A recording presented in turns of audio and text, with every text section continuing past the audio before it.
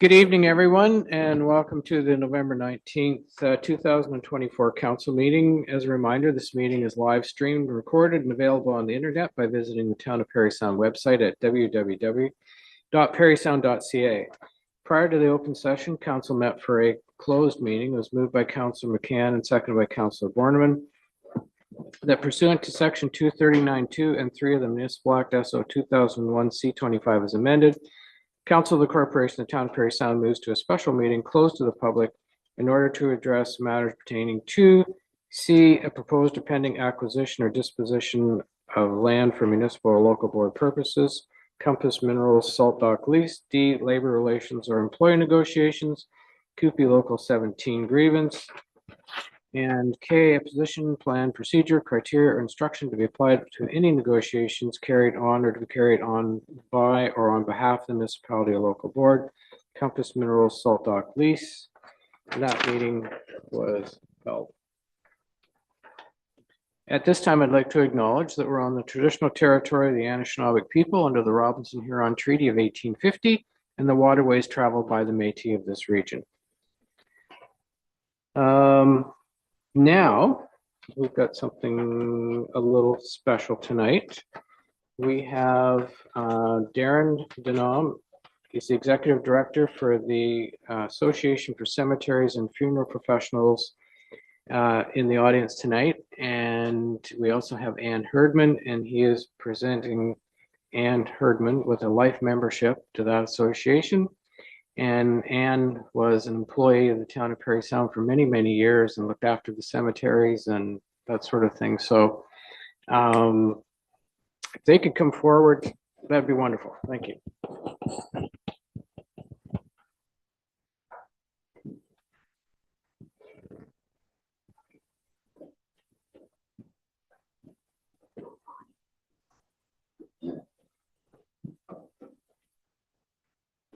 Yep, you go right ahead. Yep. Good evening, everyone. Mayor Parry, members of council, and guests. My name is Darren Denver, the Executive Director of the Parry Association of Cemetery and Funeral Profession.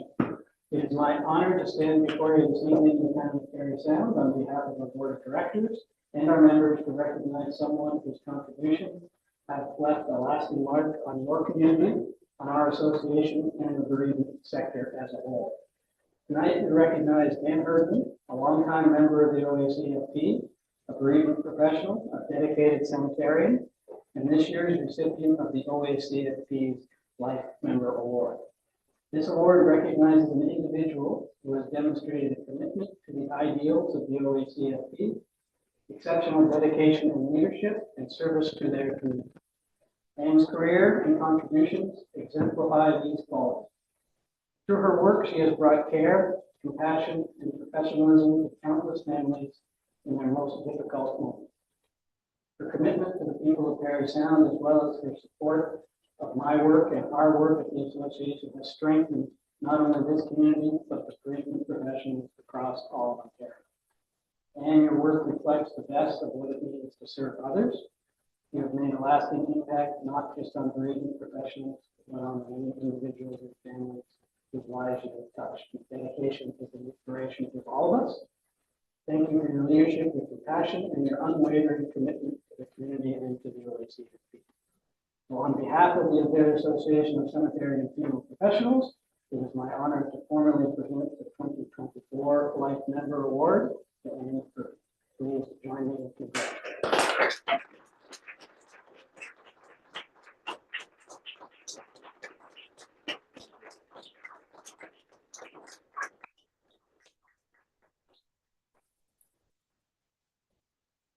Here's where I'd like to cry. Thank you very, very much. I really appreciate it.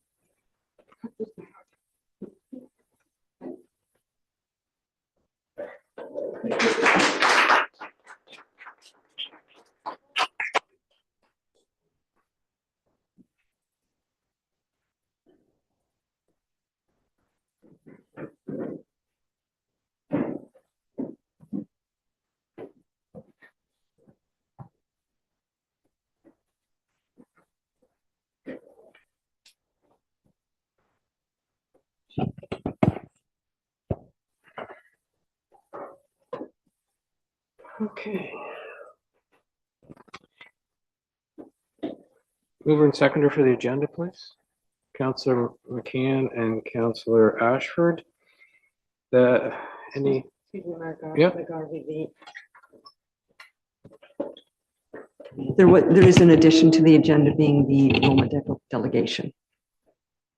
oh, the Roman. Yes, it Delegation, was sent out by email today, so that should be Okay. added to the Okay. agenda for All the right. public's notice.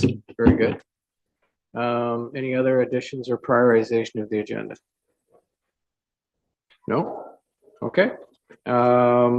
Then the council agenda for November 19th, 2024 be approved as amended. All in favor? That's carried. Any disclosure pecuniary interest to the general nature thereof? No? Okay. Mover and seconder for the minutes. Councillor Borneman, Councillor Boleski. The minutes from the regular council meeting held November 5th, 2024 be approved as circulated. Any discussion or comments on those minutes? No? All in favor then? And that's carried. Okay.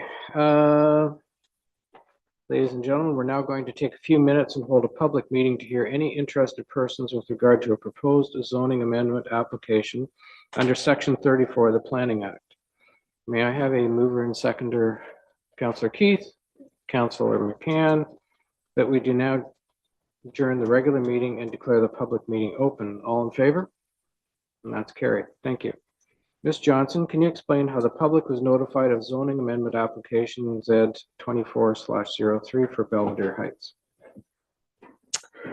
Yes, Mayor McGarvey, notice was given by prepaid first-class mail to the required prescribed agencies and property owners within 120 meters and posted on the property. Notice is therefore considered to be provided in accordance with the Planning Act. Mr. Rand, can you explain the purpose of the proposed zoning application? Thank you, Worship. The subject property is located at 21 Belvedere Avenue. The purpose of the proposed zoning amendment application is to rezone the subject lands from the existing zone of residential second density, subject to special provision 2639, to residential second density, subject to special provision 26.140. The special provisions proposed include an increase to the number of long-term beds from 101 to 123, to permit an exterior side yard setback of 0.65 meters instead of the required 6 meters, and to permit a lot coverage of 36.2% instead of the permitted 30%. And staff would note that any development on the lands would be subject to site plan control. Thank you, Worship. Okay. In accordance with the Planning Act, council will consider all matters placed before it prior to granting a zoning amendment. If a public body who files an appeal of a decision of council of the corporation town of Parry Sound in respect of a proposed zoning amendment does not make a written submission to council before it provides or refuses to provide a decision, the Ontario Land Tribunal may dismiss the appeal. So at this time, does anyone wish to speak in favor of the proposed application for the zoning amendment? And if so, please come forward and state your name and address.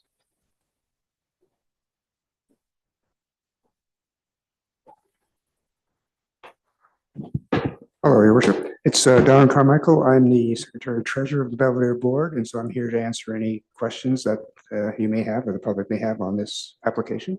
Okay. So we don't do a back and forth in this. Okay, sir. The person who's speaking in favor comes forward, says their piece or whatever, and then anyone that's in opposition will do exactly the same. And if you have questions of our staff or department in any way, then they are all filed and then dealt with before it comes back to council. Yeah, thank you. So, Okay. no problem. Thank you, sir. Okay, thanks. Is there anyone else that wishes to speak in favor of the proposed application for a zoning amendment? No, no one online? Okay. Okay. I'll ask once more. Does anyone wish to speak in favor of the proposed application for the zoning amendment? And if so, identify yourself by name and address. Okay, then at this time, does anyone wish to speak in opposition to this proposed application for a zoning amendment? Again, identify yourself by name and address. My name's Eva Schofield, and I'm the property owner of 5 Bayview Road, which is pretty much directly across from the setback proposal amendment. So from 6 meters to 0.6 meters is quite a large distance, and it is a residential area. And I think it would impact our property enjoyment and value. And I'm also wondering, the plans that we received in the mail didn't specify if there was any sidewalk included on that side of the road, if that's included in the setback, or where exactly the setback starts from. Is it the side of the road, or is there a sidewalk and then the setback? In any case, I just think it's a huge difference of what's there now. Okay, all right. Thank you. As you notice, staff are taking notes so that, yeah, okay. Anyone else that wishes to speak in opposition to the proposed? Oh, I have Bobby Joe Henry online. Hi, Bobby Joe. Good evening. I'm sorry I can't be there in person. So yes, just speaking on behalf of 22 Belvedere Avenue. And so although we are not opposed to the internal development, what is happening inside the building is not what's causing us concern. It is the proximity of what is going to be one of the new main entrances. Essentially, there will be 2 entrances to a 123-bed facility. Ultimately, that's going to have a drastic impact into specifically across the street from where my father lives currently. We are already experiencing parking issues. People park wherever they want on my dad's property. And so we are extremely concerned about what it's going to look like when that becomes one of 2 main entrances to the facility. So our request is that Belvedere Heights continue to use the main entrance that is currently there, as it is sort of the least, will have the least impact to all the residential properties in the area. Right now, as it is, people come and go from that main entrance, and it's not really felt, it doesn't have a significant impact on all of the residential properties. But as soon as the main entrance moves over to what is currently the community support service entrance, that's going to have a direct impact on 19 Belvedere Avenue, 22 Belvedere Avenue, 20, let's see, I think we go to 17 Belvedere, all of those homes currently experiencing a lot of parking issues. And so it's only going to get worse when that entrance is moved and becomes a main entrance. So those are our concerns. Thank you. Okay, thank you. Anyone else that wishes to speak in opposition?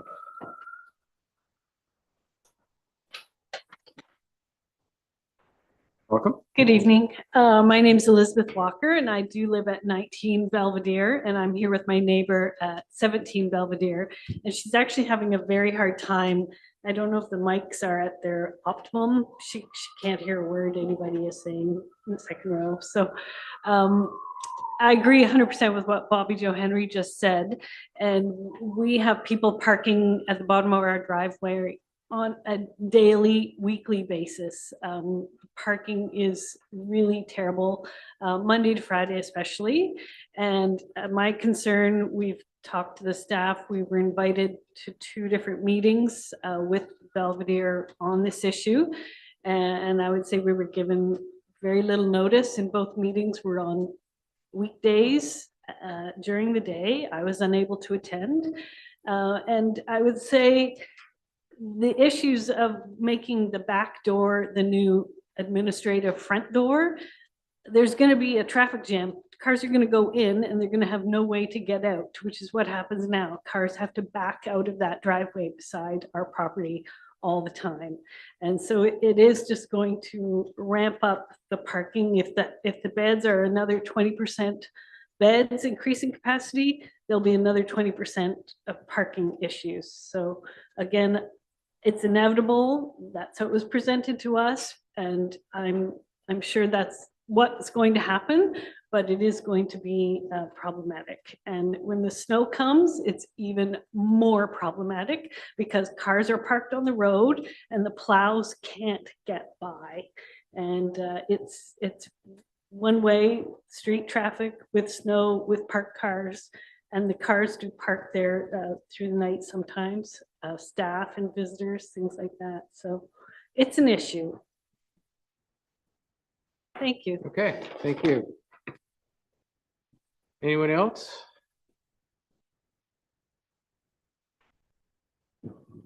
Hello, my name is Daryl Glimpse, and I'm a resident and owner of 18 Belvedere. And just to be on the record, I completely concur with the previous two speakers, as they're my neighbors, and I feel the same pain as well related to parking and traffic volume. Thank you. Okay, thank you. Anyone else? No? Okay. So, Mr. Rand, have there been any letters received as a result of the notice? Thank you, Worship. One letter was received by a neighboring property owner in advance of the zoning amendment application circulation, and this was also prior to the Belvedere public information session. I'll just summarize those comments. If approved, the proposed entrance would be located within 75 feet of a neighboring property. The proposal will have a negative impact on property values. The proposal would be unfair to prioritize the development and the requests of Belvedere Heights, which do not pay taxes, over the requests of the neighboring properties who are categorized in the highest tax bracket. And the author also noted that it would be important to explain how the town will be compensating the neighbors for their negative impact that this development will have on their property values. There was also concerns with respect to the notification requirements. However, staff have clarified that a zoning amendment application would be circulated, which it was, and staff did not receive additional comments since that conversation. Comments were received by the fire chief, the fire prevention officer, manager of operations, and the water department, who all indicated no concerns. Comments received by the building department indicate that the property appears to be 3 separately conveyable lots, and evidence that these lots have merged will be required. Comments from the town's engineering peer review, Tatham Engineering, indicated the following: that no concerns from a trip generation perspective, as the additional 22 beds would only generate an additional 5 peak hour trips. Based on our review and further consideration, the local nature of the road network, the access location is acceptable, and the town's water distribution and wastewater collection systems have each been reviewed and can accommodate the proposed additional use within acceptable parameters. Comments received by CPKC Rail indicate that they are generally not opposed to commercial industrial type developments adjacent to their right-of-ways. And within their statement, it was noted that commercial development should still meet certain recommendations based on site-specific conditions and intended use.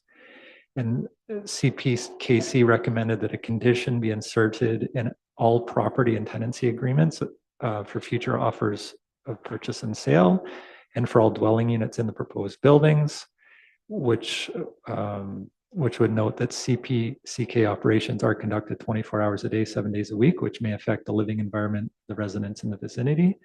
And further, the clause should specify that CPKC will not be responsible for complaints or claims arising from the use of their facilities and or operations on, over, under the aforesaid right-of-way and or yard.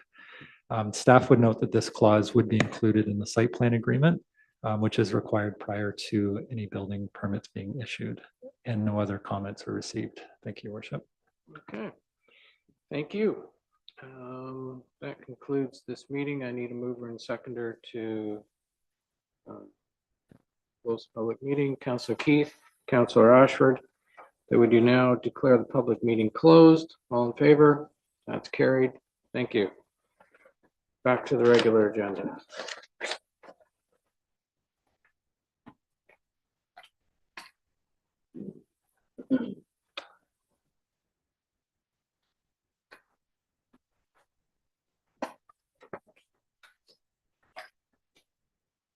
Okay, questions of staff. Councillor Keith. Yes, thank you.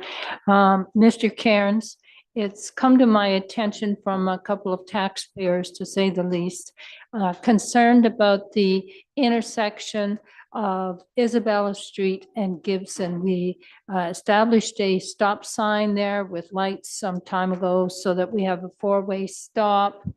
And of course, we have lines for a pedestrian walkway 2 ways, but I think some people had hoped it would be 4 ways, but we know there's no sidewalk there, so that's not possible. But what I'm wondering, is there any sort of education, anything else that we can do so we could, shall we say, discourage some people from crossing diagonally, because we know that isn't appropriate. We don't want an accident. And of course, encouraging still some people to stop. Any suggestions? Through your worship, certainly this has come up in the recent past. So we have been taking a look at this intersection, and you are correct, Councillor Keith. Establishing 4 crosswalks without sidewalk connections is not advisable. Currently, there are 2 crosswalks where they connect the sidewalks, and I do have to admit that today I did witness a rather large group of what could assume to be students shortly after school let out, crossing diagonally through the intersection. So certainly there's an opportunity for us here to educate. And while we're on the topic here, it is an actual violation of the Highway Traffic Act for pedestrians to cross portions of a roadway outside of marked pedestrian walkways. So where the pedestrian walkways, those crosswalks are marked, you're required to use those.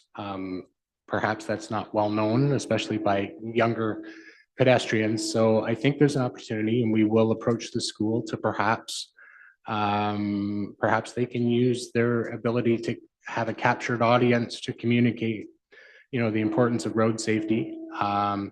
We can also look at signage, although we're a little hesitant to install too much signage, because then it becomes part of the background. So we would certainly encourage any parents or guardians or teachers to encourage their students to use the crosswalks as they're intended. They're there for their safety as well as the driver's safety. And certainly folks that are driving, I always encourage, please slow down and follow the traffic signs. When it says stop, that means come to a complete stop. These are considered controlled intersections where pedestrians have the right of way within those crosswalks. So the drivers need to remember that too. And I did mention in those crosswalks. So certainly the young folks and any older folks that choose to take a shortcut diagonally across, please don't. It's not going to end well, and we certainly don't want any incidents. So we can approach the school, see if we can get that message out. We will also have a chat perhaps with the OPP to maybe keep an eye on peak pedestrian times to perhaps get the message out there directly as well. Thank you. Yeah, and from drivers that care, it really puts your heart in your mouth when all of a sudden they just start scrambling out in front of you in the middle of the road. Yeah. Any other, Councillor Borneman?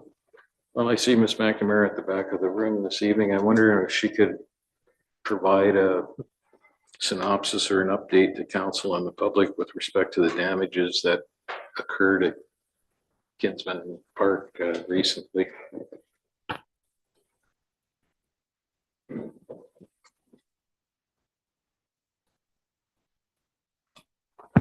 Thanks, Councillor Borneman, through your worship. Well, I'm pleased pleased but not so pleased to advise council tonight that what happened earlier this week was not an act of vandalism. It was more of a series of unfortunate events.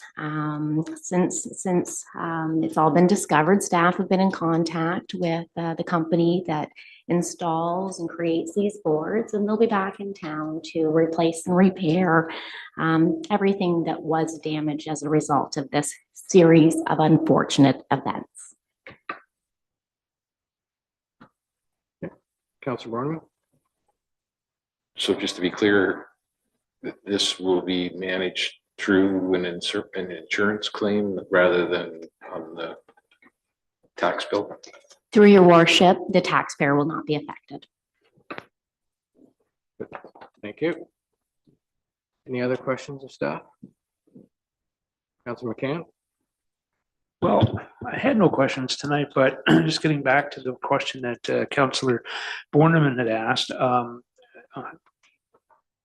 The individual that caused the damage, is there any liability on that party's part to come forth to cover the damages sustained? If I may, through your worship, that is exactly what is occurring. The taxpayer is not going to be affected, nor is the Parks and Recreation budget. Well, thank you. Any further questions? No? Okay. Correspondence, Ms. Johnson.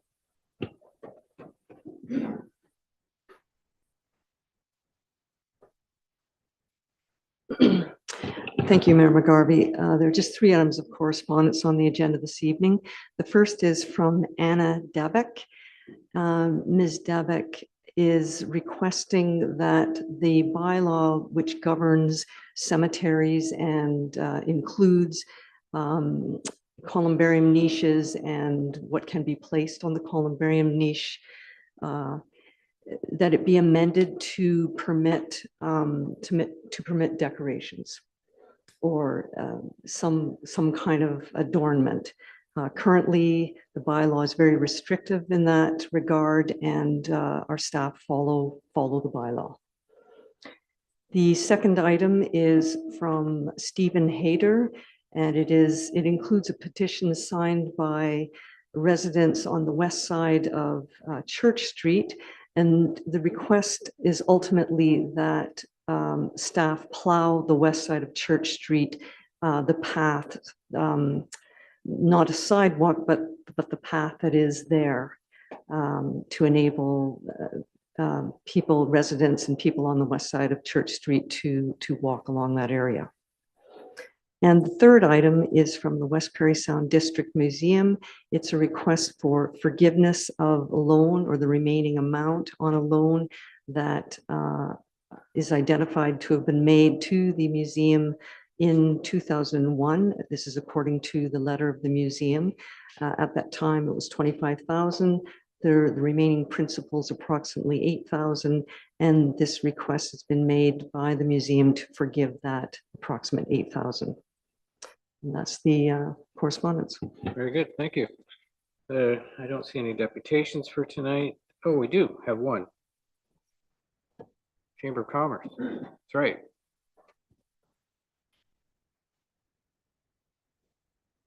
Welcome again. Thank you. Yes, good to be back again. And actually, not just tonight, but this is my third time coming to the council to discuss what I have to discuss tonight. And so I want to thank you all, the mayor, the council, and the staff for giving me a couple minutes on your agenda.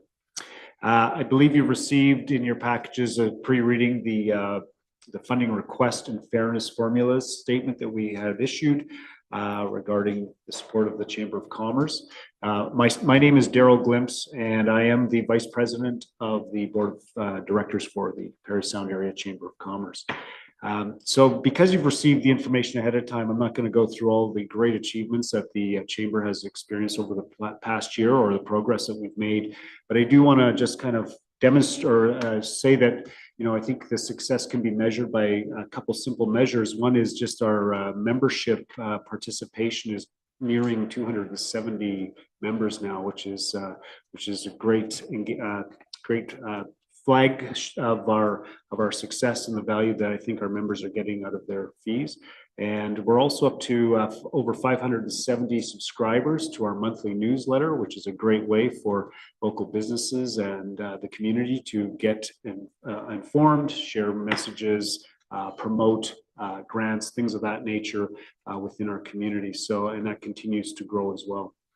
So as my ask is as you finalize the 2025 budget, we respectfully are requesting support a financial contribution of $7,980 for our nonprofit organization. And the funding will enable us to continue to foster a vibrant business community, driving economic growth and delivering exceptional leadership services for our members. So I thank you for your time, consideration, and continued support. Thank you. Any questions? I'm not seeing any. It will head to our budget process. So great. Thank you very much. Thank you. Yeah. All right. Reports. Tonight we'll start with Councillor McDonald. Thank you, Worship. On November the 6th, I attended the Regional Tourism Summit at Windermere House hosted by Explorers Edge. A lot of great topics discussed, including rural collaborations for success, regenerative tourism, mat taxes and whatnot. So it was a very informative outing, and got a chance to, talk to a lot of people from Huntsville area, Lake of Bays, the Muskokas, and even as far as North Bay and Thunder Bay. So it was a great event. November the 11th, I attended the Remembrance Day ceremonies at Market Square. Despite the weather, and actually the weather did hold out pretty good. It was very well attended, and a lot of wreaths were laid, and very respectful ceremony. On November the 13th, there was a DBA monthly meeting. I was unable to attend the actual meeting, but I did hear some feedback from the board about their disappointment in the regards to the Santa Claus parade route and lack of communication or input before it was put out for public consumption. I guess more of that will be coming on the agenda later.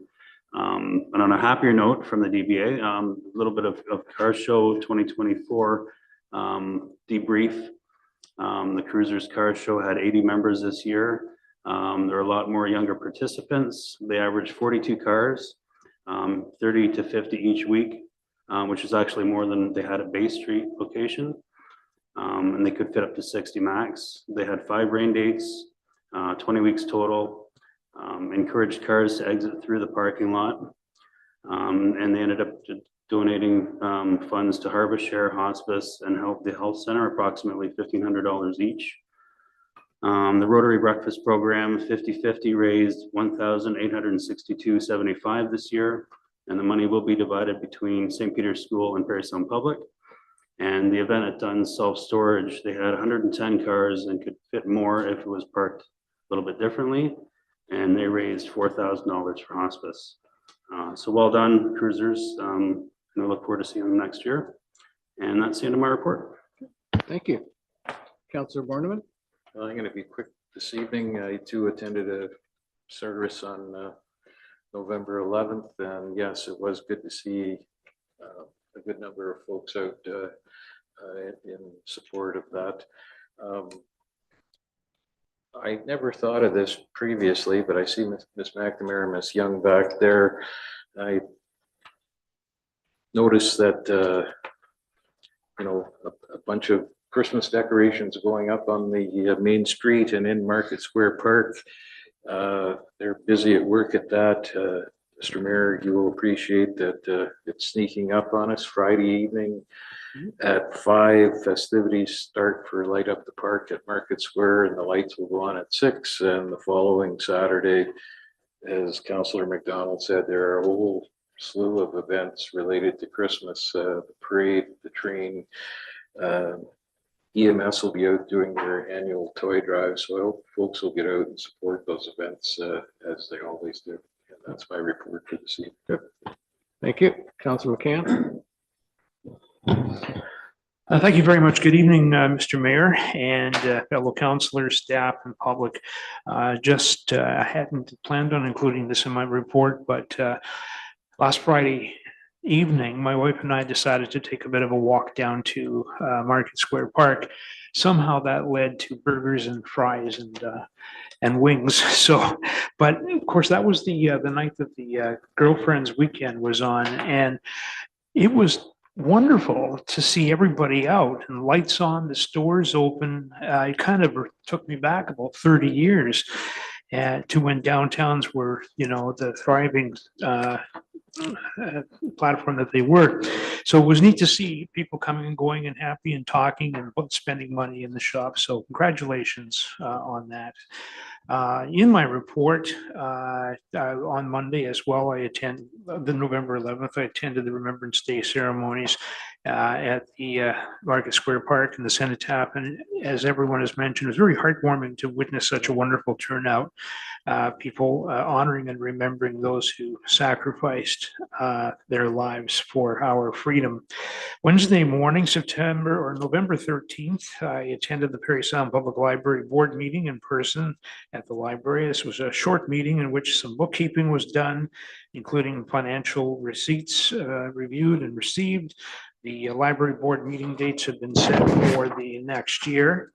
The board did watch a terrific video, which council and the public will soon have an opportunity to view when they come forth with a deputation with a request for funds in 2025. Anyhow, the video is something really neat, and you'll enjoy watching it. The Town of Parry Sound and contracting municipalities will all have a visit from our good staff. We continue to explore possibilities of installing an elevator or lift in the building. Staff's working with Brenda Ryan of FAD Architects in that one. In her report, the CEO told the board that the library is seeing quite an increase in patrons attending the fall programming. The library continues to collect warm outerwear for the annual winter coat drive, and the public can drop off their donated coats and jackets at the library. And take note, as been mentioned here tonight, staff members will be busy this Friday with stories for Santa, and I hear that Mrs. Santa and the elves will be handing out cookies. Everyone is welcome. Monday afternoon, along with yesterday, with Councillor Keith, I attended the Waterfront Advisory Committee meeting. I think it's the shortest meeting we've had yet to date, but we covered some housekeeping. The Waterfront Advisory Subcommittee provided a report on the success of the October 7th event at the Stocky Center, a wave of possibilities, an evening of waterfront conversations. There were several positive, productive takeaways from the event, and discussion on what to include in future public meetings was had. People will recall that this was an official kickoff for the Waterfront Master Plan. One of the most important objectives was to encourage community participation and buy-in, and that goal was certainly achieved. I want to draw your attention to something that shows that Parry Sound is not unique in terms of trying to protect our shorefront, our waterfront, and keeping it accessible to the public. A Toronto Sun article posted October 4th was brought to our attention at the meeting regarding the need and importance of maintaining public shoreline access. It was written by Mark Wessel, titled "Advocating for Our Right to Walk on By." And he described how in Fort Erie, many waterfront landowners have tried to block access to Lake Erie beaches by erecting fences that go right down to the water line. Now, this is their property, but the fences clearly put out a good, strong message which says keep out. That area's previous local MPP had tabled a private members bill, which was known as the Great Lakes Shoreline Right of Passage Act in 2011. It was a very ambitious bill. The overarching goal was to reverse laws, some of them made over 100 years ago. Unfortunately, the bill died on the table. So, of course, we know this is close to home. Parry Sound has an industrial-oriented history with the oil tanks and shipping, and perhaps back in those days, planners didn't recognize the need for public access along the waterfront. We're fortunate that developers in our area have or are promising to oblige the public by including this for passages, including trails for passages where landowners can go down to the water line.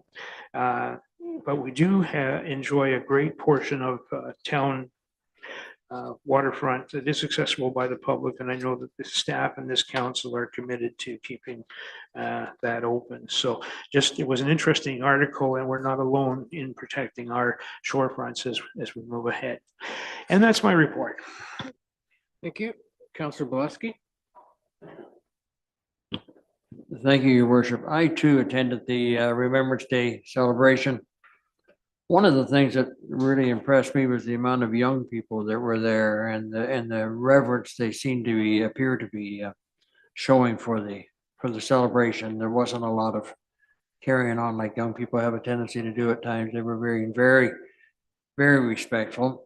And on the 14th of November, I attended a Point Trail Association meeting. It's kind of business as usual. We're trying to get some land use permits settled with the interior government, because the trails do go through their land yet. And we just did a bridge that was redone, and we're working on that. And that's my report. Thank you. Councillor Ashford. Just want to start by thanking Councillor Bolesky for noting how great the teachers are in town at keeping those kids under control. But it was not a super busy week for myself over the last bit. We had one West Parry Sound Community Center meeting there, where the Ball Construction gave a little update on how the pool is coming. And it's kind of exciting to hear they're giving their projections on the structural steels on their way in, and they're showing pictures of the foundations and all the different things going on. So it was a short meeting compared to the norm for that particular group, but things kind of went nice and gave some really great updates on what's going on. Thank you. Councillor Keith. Thank you, Mr. Mayor, fellow councillors, staff, and the public. I too attended the local Remembrance Day ceremony. I have to also say, not only did I appreciate how well organized it was, I understand that staff, Ms. McNamara especially, was involved also with the sound audio system. So this year, I think, and I was at the back, everyone could clearly hear the ceremony. And I have to say personally, I received no complaints about the audio this year. So I say yippee to that one there, just to start with. I would also say the Legion, not only in doing a fine job in the organization of that ceremony, everything flowed very well. The light lunch afterwards, well, if you put me in a boat, I don't think I would have been floating. I think I would have been sinking. So the light lunch really wasn't that light. And so it was a grand meal that was also provided afterwards. I too attended the waterfront committee meeting, which has already been mentioned. And my last thing would be the Light Up the Park that is this Friday coming. I would say I'm looking forward to the interesting Christmas tree that will be lit up this year, because staff already have been busy out there, the little elves, putting things up. So I look forward to that. And certainly all the events that are going to be available for the rest of the month of November. I think as citizens of the town of Parry Sound, we should be really proud of the hard work that town staff and local volunteers and DBA Association, all involved in trying to make our community a great place to be, and also in welcoming the other communities around to come on in and share in our enjoyment. That's my report. Thank you. Okay, thank you. Council staff and public, November 6th, I attended the public relations session with Lakeland Power to promote the new EV chargers at the Stocky Center. And I believe they're up and running now. And there's more than one particular type. So you quick charge and slower charges as well. As was mentioned, November 11th, I attended the Remembrance Day ceremony at Market Square Park. Very pleased with the turnout, and I'd like to thank the Legion and our town staff and the volunteers that helped make the day.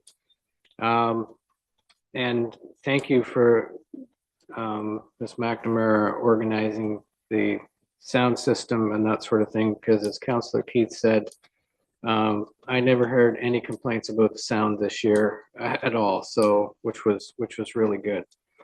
And thank you to everyone that came out. It is really appreciated. Right after that, I met with some business people about an expansion to their existing business. And November 13th, I chaired the pool committee meeting. And as Councillor Ashford said, construction's moving along nicely. Yeah, it's hopefully everyone is pleased that it is moving along, which is really good. November 14th was the Parry Sound District Social Services Board meeting, and you should have received the update by email. And as Councillor Borneman mentioned, light up the park this Friday, November 22nd. Official start time 5 o'clock, right? And then the actual tree goes on at 6, and we're good to go. All right, that's my report. Thank you.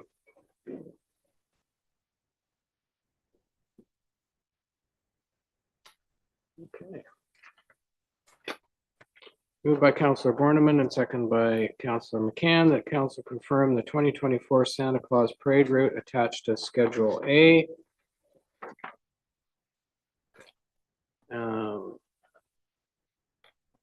Ms. McNamara, is there anything you want to add to this at all? I know that the route had to be changed. There are a lot of people that apparently are not understanding why it had to be done, but the holiday train, which has never that I have ever aware of ever come in on a Saturday, has to come in the very day that the Santa Claus Parade is. And when you have at least 500 people that attend the holiday train event, the logistics with that and the parade were not going to work. And even at this, it makes things tight and constrained. So, Ms. McNamara, you have the floor. If I may, Your Worship, this was in one aspect, I'm going to say a perfect holiday storm for the town of Parry Sound. Yeah. In another way, it really wrinkled already established, already well laid out plans. Staff need to be clear right now. We didn't arbitrarily pick that date, we didn't, everything was already planned for that date, save and except the holiday train making an announcement on October 10th that they decided to visit our community on the exact same day and time as our Santa Claus parade was originally scheduled. What needs to be understood is traffic management is very important. Event safety and security is very important. There are many, many very valuable events happening on the exact same day. We have Soup for the Soul, hospice, a great fundraiser for hospice taking place at the Bobby Orr Community Center. We have the Stonky Center's biggest fundraising event, the one-of-a-kind artisan show taking place on the Friday and Saturday.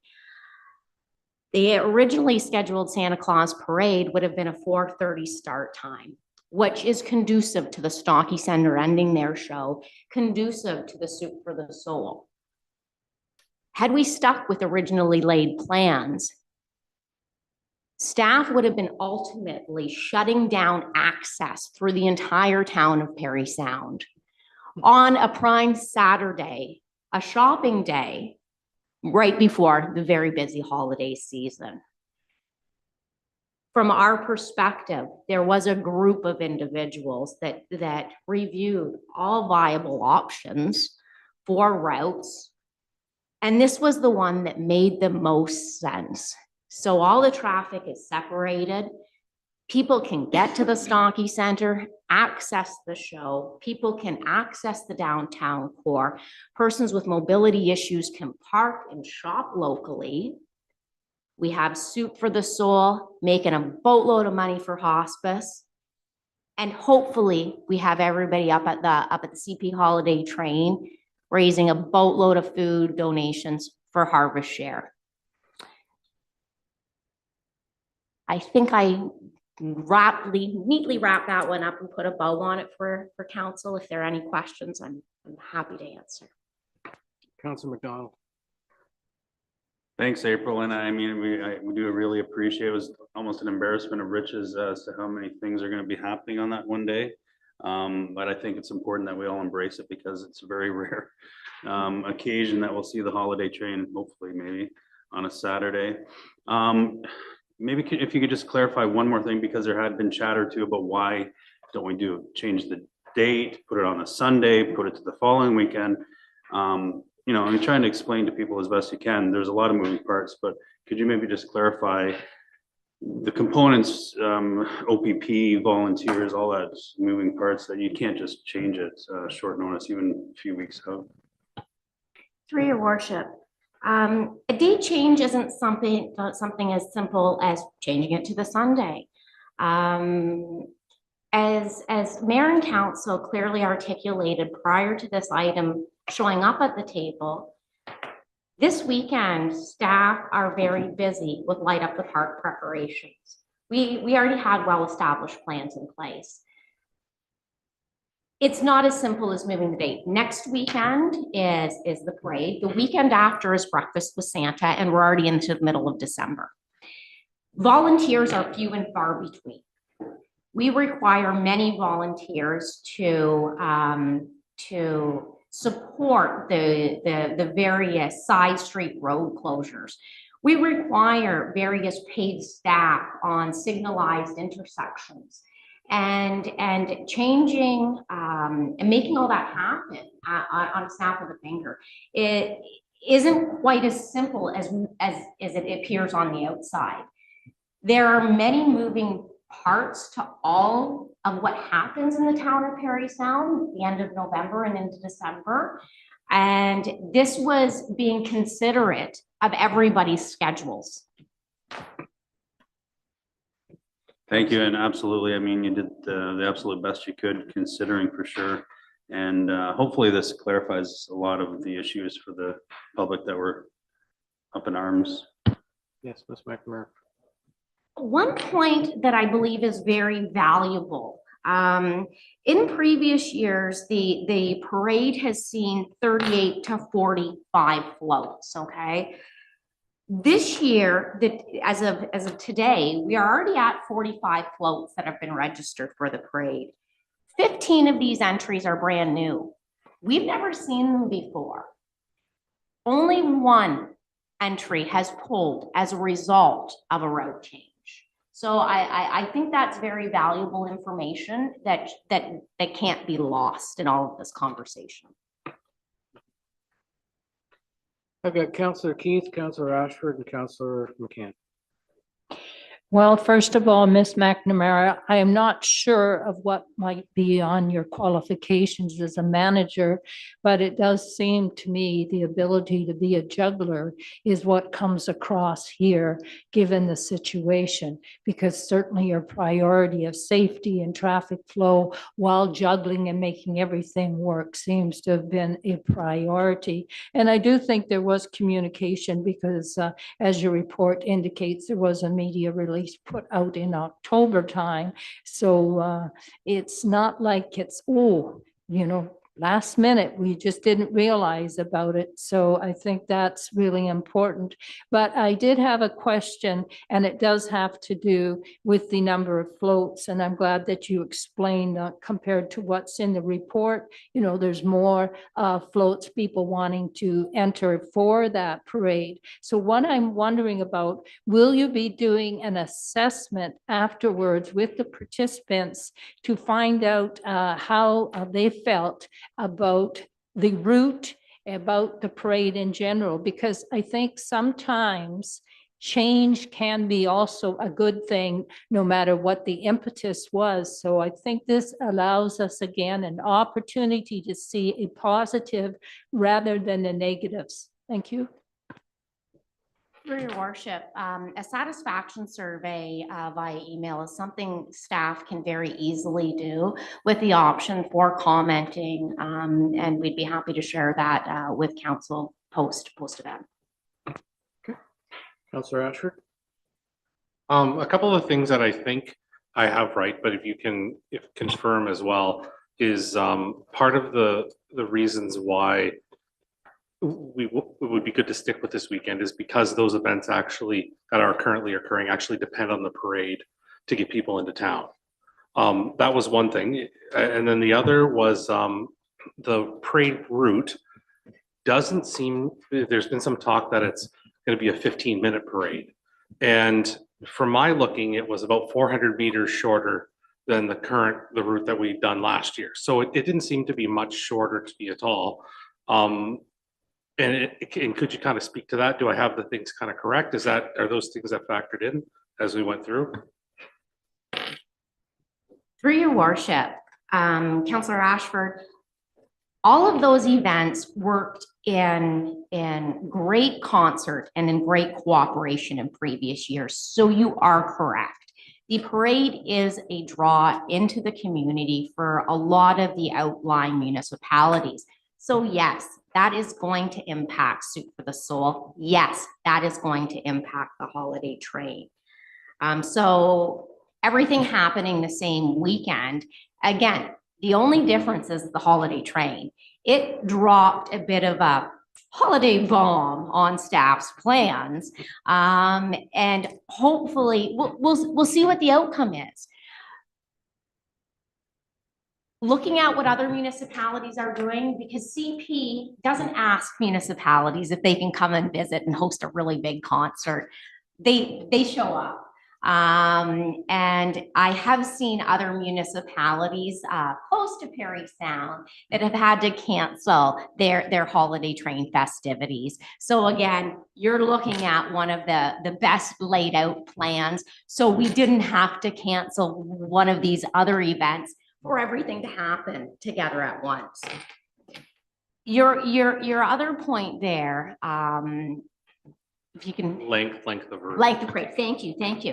I think it needs to be clearly understood that it's not the length of the route that dictates how the timing and the duration of a parade. It's the number of floats. So last year with approximately 40 some odd floats, you saw a 3-hour parade. Well, Jumpin' G Willikers, we're only going 3 kilometers an hour on this route. And I can guarantee it's not going to be quick, one and done in 15 minutes. You have a very qualified counselor sitting next to you who has been present as a volunteer and a body on the town's float for, and I apologize if my dates are wrong, for more than 10 years now. And she can personally attest that, again, it is not the length of the route, it is the number of vehicles that you have. As staff have noted a few times now, it's not the route that makes the Santa Claus parade, it's the floats themselves that bring the holiday charm. Votes in the people. Yep. Councillor McCann. Well, there must be an ESP connection between myself and Councillor Keith tonight, because it's the second time this evening that I've had the same thing on my mind. I was simply going to say that with all the juggling, that's the operative word, getting through this and making it work, it makes juggling 5 or 6 balls look easy. That's well done. Anything further? All in favor? That's carried. Thank you. Thank you.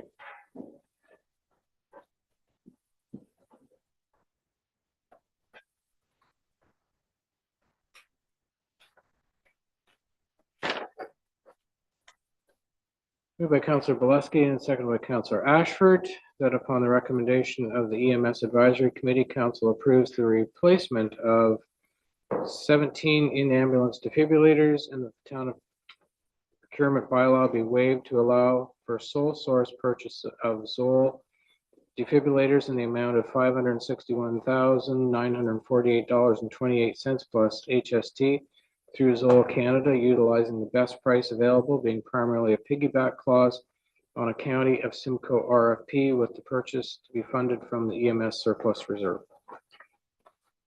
Chief Thompson, do you have anything you want to add to that at all? Through you, Mr. Mayor, report speaks to the Yeah. issue, and happy to answer any questions. Any questions? All in favor? That's carried. Thank you.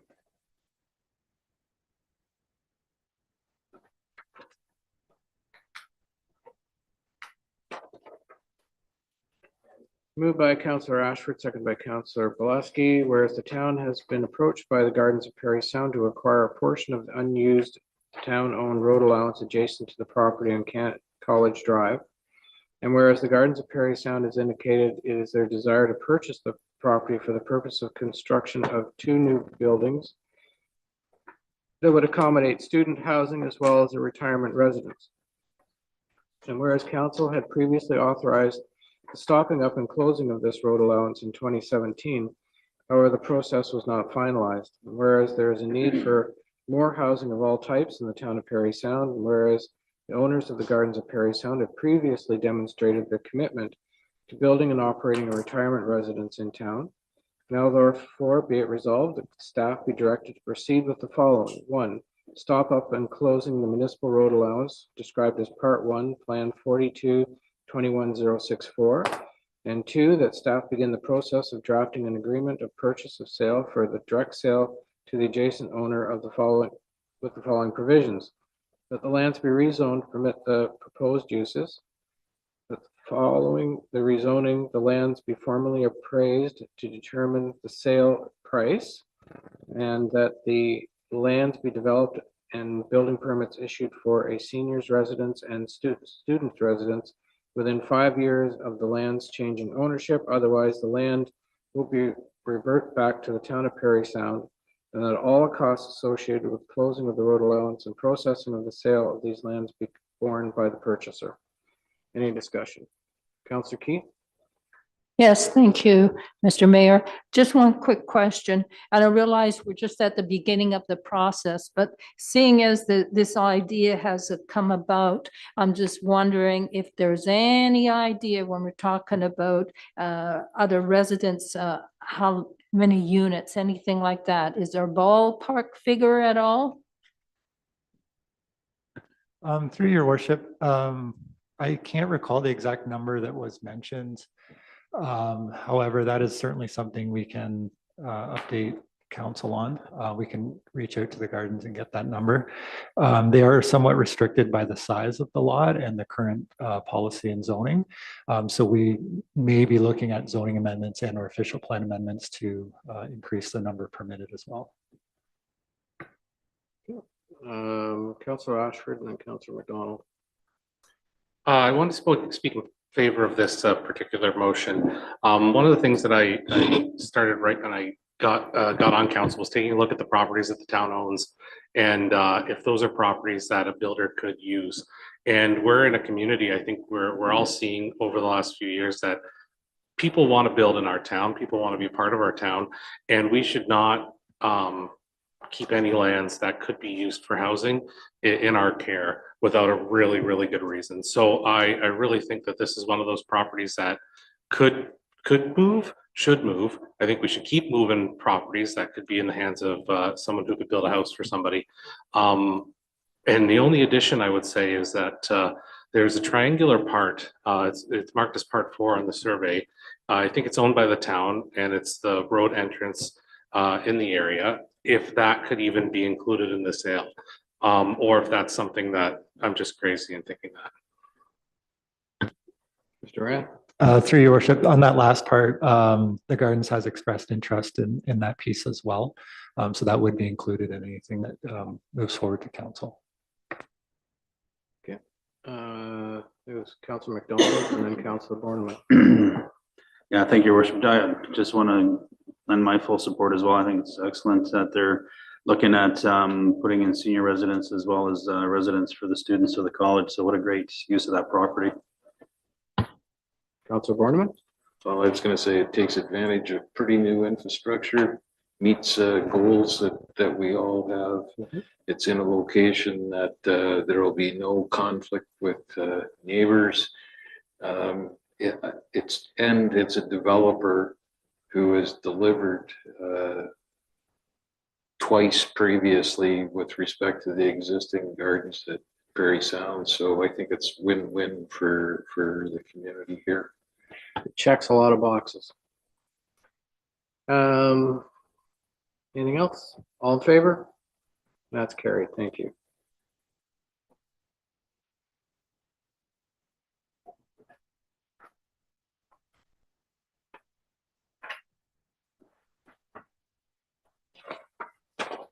Getting a lot of long-winded resolutions tonight.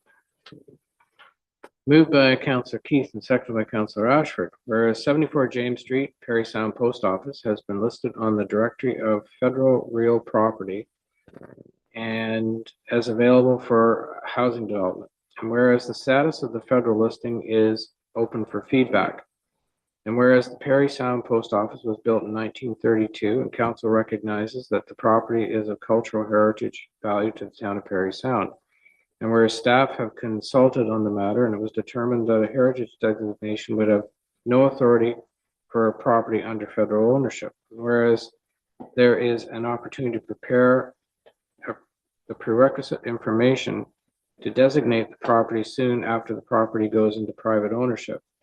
And whereas it is appropriate to advise the federal government and Canada Post Corporation of the importance of the cultural heritage of the iconic building to the town and council's desire to protect the post office. And whereas in order to provide some level of interim protection, that the property be included on the municipal register. Therefore be resolved that the municipal register be amended to include the post office property at 74 James Street, and that notice be served to the property owner, and that staff be directed to prepare the necessary background information for a future designation bylaw under Section 29 of the Ontario Heritage Act once the property is transferred to private hands, and that this resolution be forwarded to MPP Scott Aitchison and MPP Grady Smith. Discussion. Mr. Rand, do you have anything you want to add to this, or? I think your resolution sums it up. It was very detailed. Thank you, Your Worship. All kidding aside, I don't have anything to add that wasn't included in that resolution, but I would note that the current municipal register was updated as well.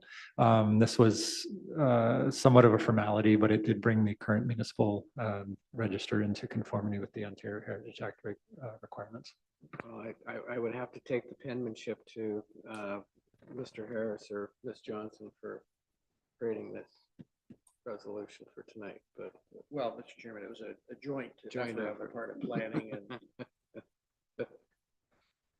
Anything further? All in favor? That's carried. Thank you.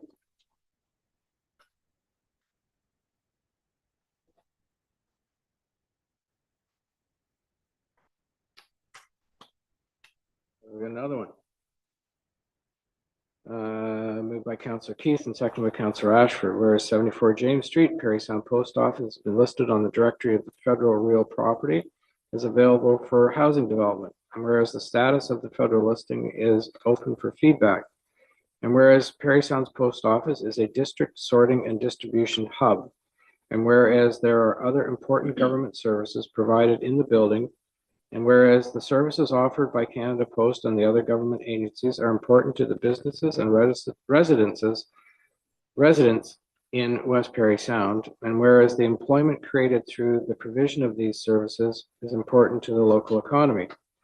Therefore be it resolved that in response to the federal government's request for feedback, the federal government and Canada Post Corporation be advised that the town of Parry Sound strongly supports Canada Post services offered by Service Canada out of 74 James Street, and the associated jobs remain in the town of Parry Sound, and that this resolution be forwarded to the other 6 area municipalities that together comprise West Parry Sound, and that this resolution be forwarded to MP Scott Aitchison and MPP Graydon Smith. Any discussion? I think it says it all. All in favor?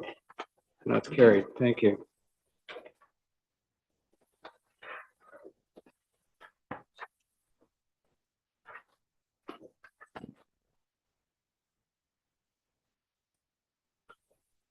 Moved by Councillor Ashford, seconded by Councillor Keith, that the award of the RFP for the renaming of the section of Parry Sound Drive be awarded to Connor Industries for their bid of $50,000. That the section of Parry Sound Drive be renamed Connor Drive. The town advance the net proceeds estimated at $30,000 to the Recreation and Cultural Center Municipal Joint Services Board, and the staff prepare the agreement between Connor Industries and the town of Parry Sound. Any discussion? Councillor Borneman? I might be slow on the uptake, but I think I need a little further explanation as to what kind of signage is being proposed, that it's going to cost $20,000 for us to do that. Why the contribution to the complex isn't somewhat larger? Or if there's a way that we can reword this to say that we'll contribute what's remaining after signage and such has been completed. Mr. Harris? Through the chair, yeah, happy to address that question. We put estimated proceeds. We haven't been able to get information from the MTO regarding what it will cost. There are four signs on Highway 400, 2 if you're going north and 2 if you're going south.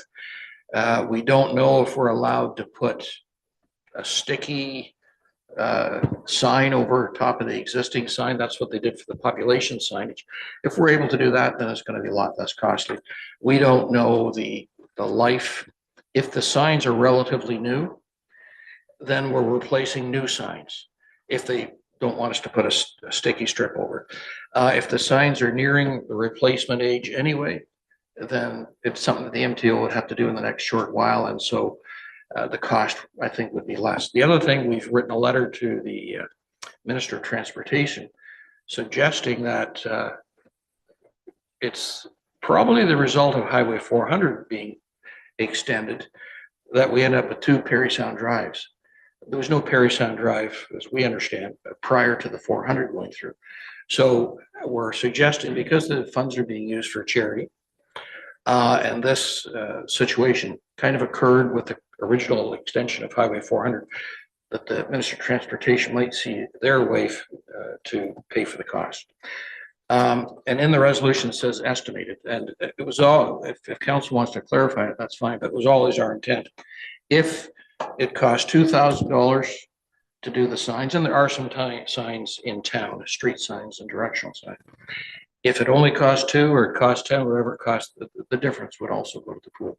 But we wanted to have a number we felt comfortable with, that we could write a check before the matching, the $100,000 matching that the Recreation Center is their fundraising is currently undertaking.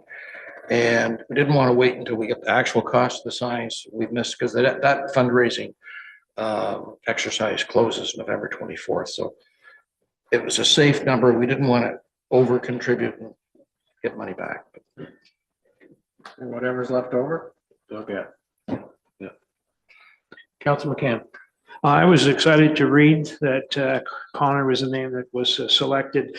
Connor is a good corporate citizen, and like other corporations in town, they've put us on the international map. So I was quite pleased to see this.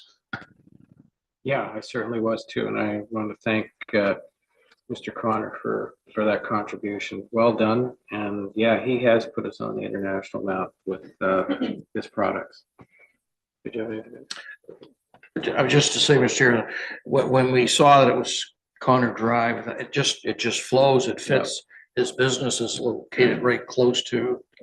It's an entrance for the world into his industrial complex. So it's a perfect fit. Yeah. All in favor? That's carried. Thank you.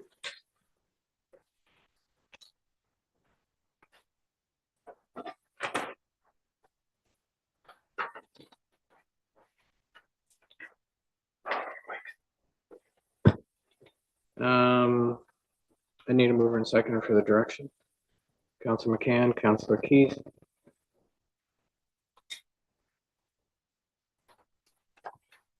The staff be directed to request a delegation at the 2025 Roma conference being held in Toronto.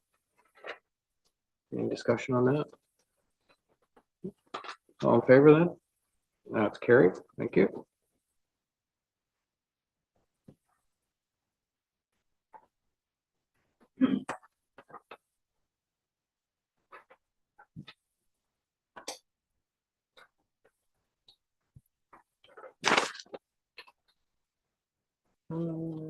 Moved by Council Blusky, seconded by Councilor Ashford, that the Council of Corporation of Town of Parry Sound hereby supports the attached Town of Midlands resolution, calling upon the Ontario government to immediately implement sustainable funding for small urban municipalities by reabsorbing the cost of the Ontario Provincial Police Force back into the provincial budget with no cost recovery to municipalities, and that the OPP billing model be referred to in the Auditor General for review, and that this resolution be forwarded to Premier Doug Ford, Solicitor General Michael Kersner, Minister of Finance Peter Bethenfalvey, the Office of the Auditor General of Ontario, the Association of Municipalities of Ontario, Ontario Small Urban Municipalities, Parry Sound, Muskoka, MPP, Graydon Smith, and the Town of Midland. And yeah, that's quite a hefty increase. And just as note that municipalities in Ontario support the provincial government to the tune of $4 billion every year out of everyone's municipal tax dollars to support healthcare and a myriad social services, housing, and a myriad of other bills as well. That in other provinces in Canada, the provincial governments pay for those. So $4 billion is a lot of money. I think we're going Councilor Ashford and then got some over on this side. I just wanted to re-echo the importance of this, that I think this increase, although the staff in question obviously deserve to be respected and to get pay and all those kind of things, but to have this increase put on the taxpayer Parry Sound is just going to be a nightmare for us. Councilor Borneman, then Councilor McCann. Oh, I'm reading from something that came with the Midland thing, and basically the increases that are being passed on to us are a result of labor negotiations in which we played no part and had no say in negotiating. So you have people at the table who really, it's a pass-through. They have no stake in the outcomes that they're achieving. In the R&R that we have tonight, it basically says that, you know, this in and of itself will create a 4% increase to the tax bill for the average resident in Parry Sound, which is more than the annual increase in any recent year on its own. So it's, you know, as Councillor Ashford is saying, it's somewhat over the top and something way beyond our control at this point. Yeah. Councilor McCann? Two questions. One, how long ago was it that the province was paying this bill? Because I see it says reabsorbing. We've always paid something towards policing costs. When they, it was what, 1988, I think, when the town disbanded the town police force and went with the OPP. And at that time, they were paying an amount of money towards the policing costs. And then the province decided that a few years back that it would be full cost recovery for that.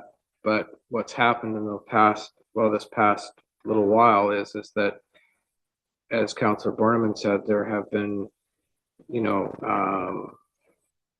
negotiations for salaries and a variety of different things, which has driven the costs up considerably.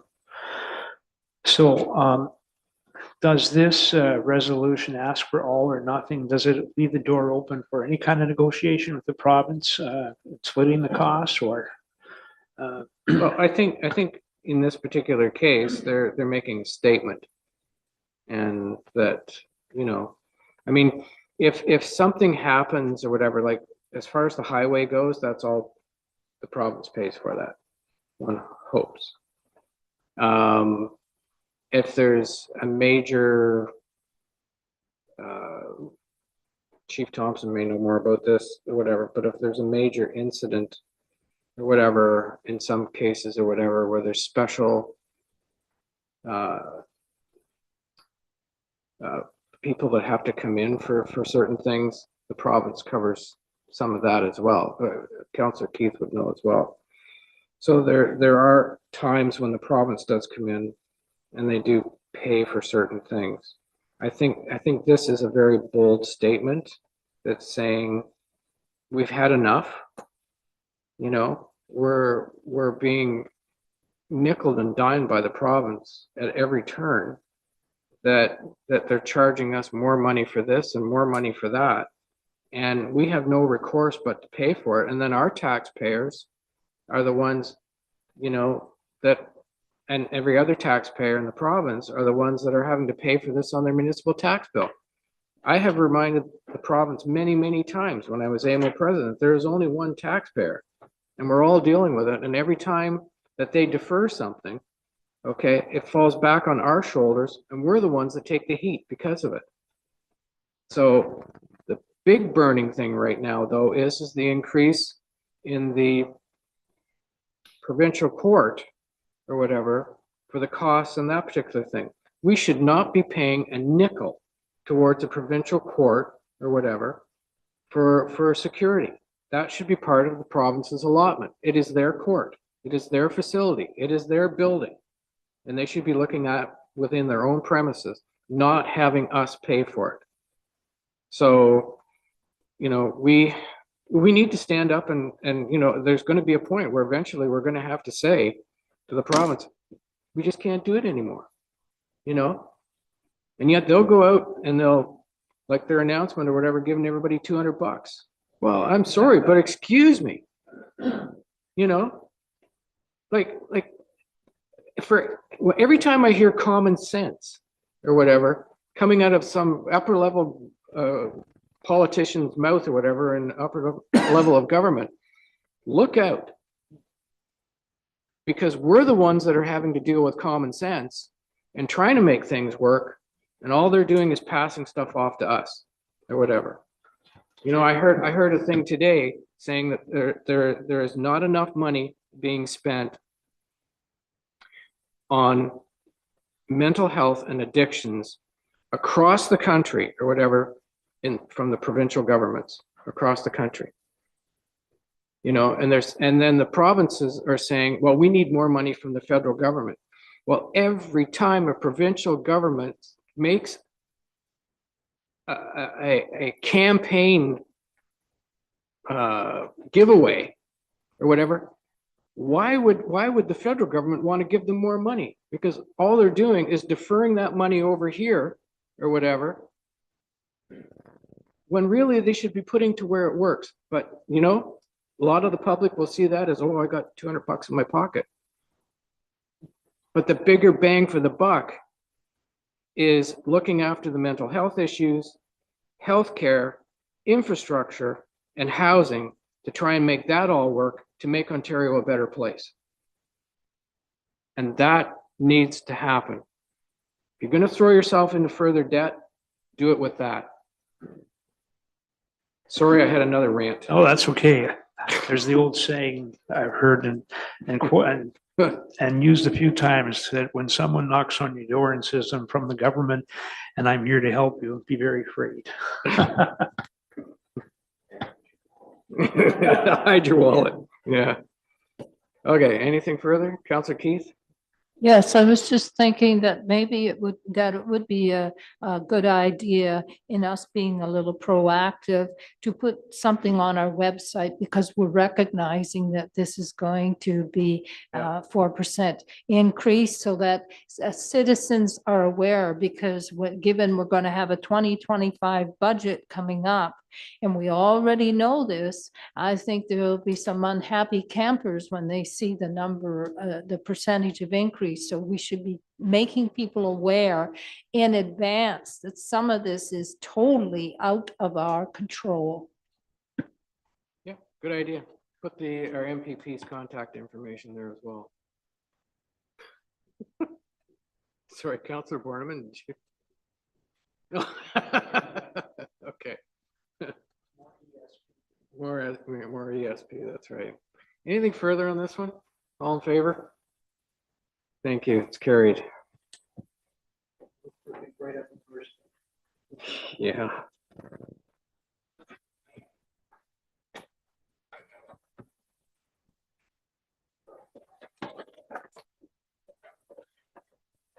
Moved by Councillor McCann, second by Councillor Borneman. The council ratifies the attached application to host the 2027 Phenom Conference in Parry Sound as submitted by the application deadline of Friday, November the 15th, 2024. So I know this has come and gone, but Phenom Conference has always been a good conference for the town of Parry Sound. So it's good for business, good for everything. Yeah. Councillor Ashford. Just looking at the numbers in the application, this is a lot of money for our community. Yep. Yeah. It's a good economic boost. Anything further? All in favor? That's carried. Thank you.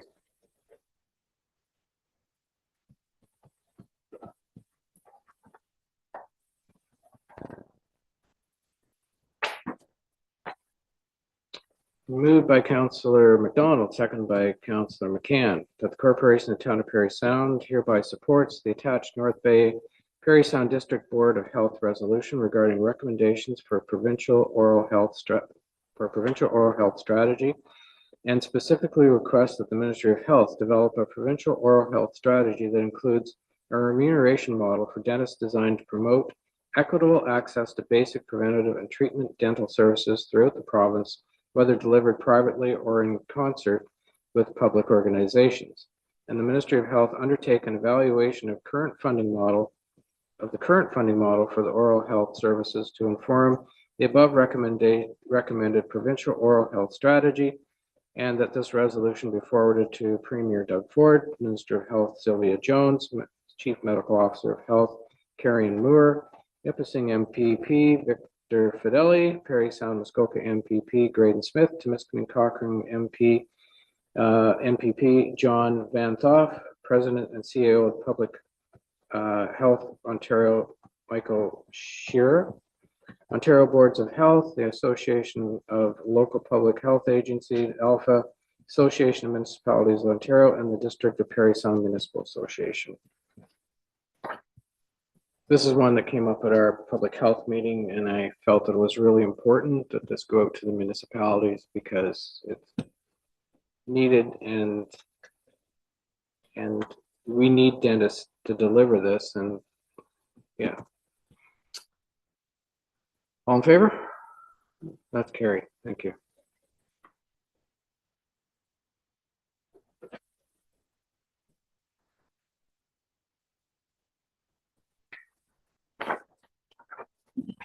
Moved by Councillor Borneman, second by Councillor McDonald, whereas the Ontario Government Bill 212, Reducing Gridlock, Saving You Time Act 2024, proposes to enable provincial approval for new bike lanes on municipal roads requiring removal of a traffic lane and for existing ones where a traffic lane was removed.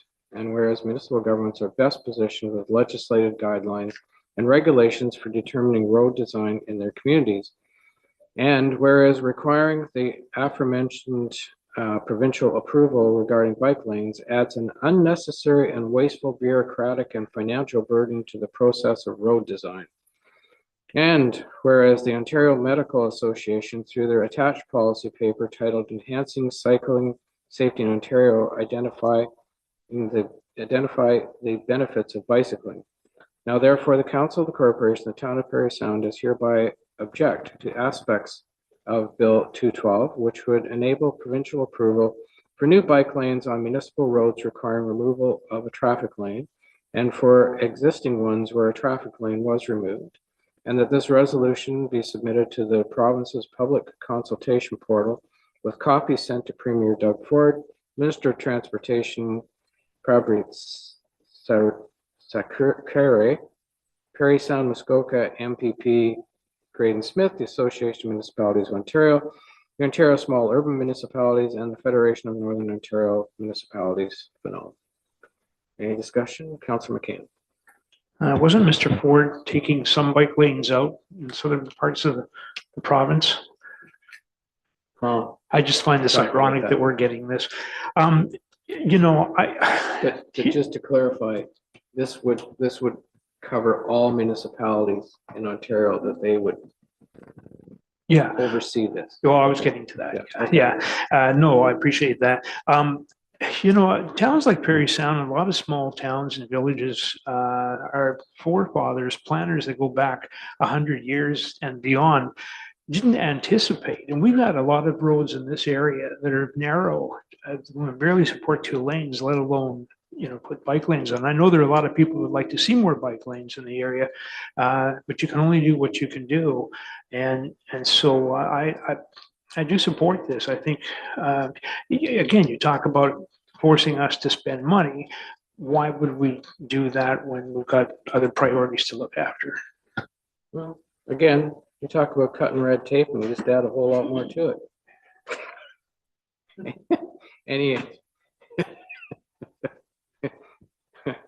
Again, where's the common sense, right? I said they talk about cutting red tape. Okay, but they just made it thicker. So Councillor Ashford. I do want to mention that I think that there's an attempt in this to try to improve things for people. And I do know, like, in talking with our MVP, he cares about people in our community and doing things to try to help people. I just think what the key to this one is that the people, you can't, these kind of large sweeping things, it's too big. And there's too many situations, to Councillor McCann's point, across our province that really the level of government that should be involved in that is the municipal level of government, because there's too many situations and too many things to kind of go. And I can see where people try to help, and do something nice for people, but at the same time, I think it's just too broad to look at it from that perspective. Councillor Borneman. So we just went through a process to exit the Parry Sound Area Planning Board because it was too cumbersome. And it took quite a lot of time and effort to tell me what I know to achieve that.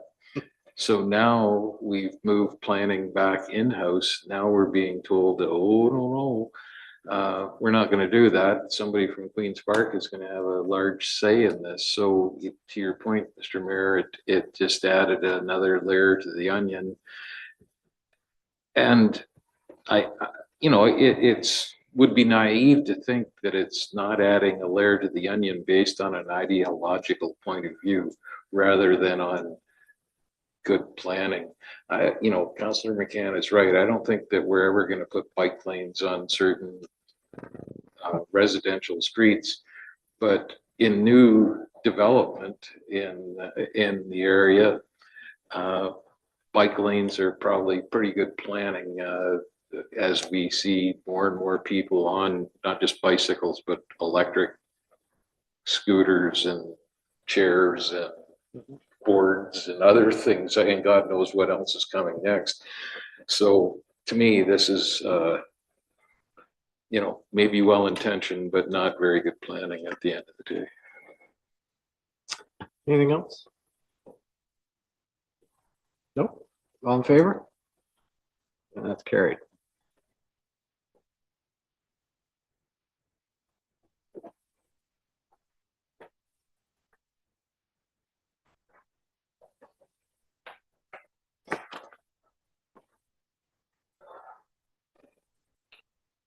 Moved by Councillor Borneman, seconded by Councillor McCann.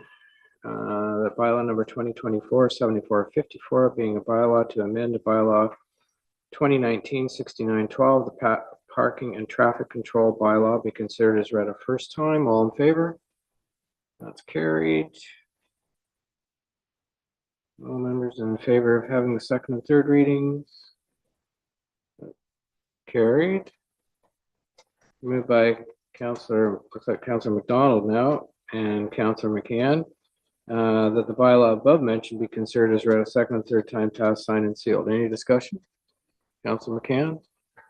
We changed our names around there just to throw you off a Yeah, bit. yeah. I guess this question would be for Mr. Rand is here. Just for the benefit of the public and because this is on everyone's radar right now, perhaps maybe we could get This would be more for Chief Thompson or. Oh, is it? Ms. Oh. Kruger. I'm sorry. Okay. Yeah. Mr. Thompson. Through you, Mr. Mayor, this bylaw is with regards to the amendments to the parking bylaw. So all this before council tonight is housekeeping bylaw. I should just confirm that Ms. Kruger isn't online. She's actually on holidays this week up on the James Bay coast. She was going to try to attend, but she's not. She's dedicated to her position. All right, so I can field the question.